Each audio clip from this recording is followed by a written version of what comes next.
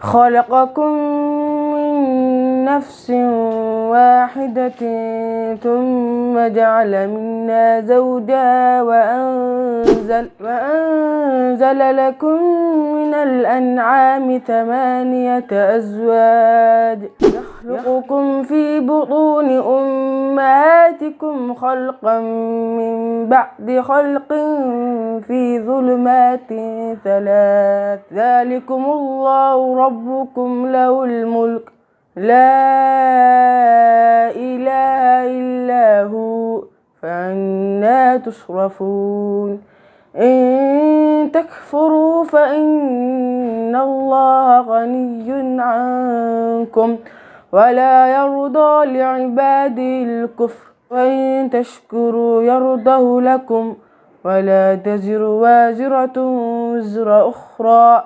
ثم إلى ربكم مرجعكم فينبئكم بما كنتم تعملون إنه عليم بذات الصدور فإذا مس الإنسان ضر دعا ربه منيبا إليه ثم إذا خوله نعمة منه نسي ما كان يدعو إليه من قبل وجعل لله أندادا ليضل عن سبيله قل تمتع بكفرك قليلا إنك من أصحاب النار أمن هو قانت آناء الليل ساجدا وقائما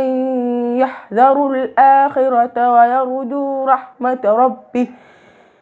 قل هل يستوي الذين يعلمون والذين لا يعلمون إنما يتذكر أولو الألباب قل يا عبادي الذين آمنوا اتقوا ربكم للذين أحسنوا في هذه الدنيا حسنة وأرض الله واسعة إنما يوفى الصابرون أجرهم بغير حساب صدق الله العظيم.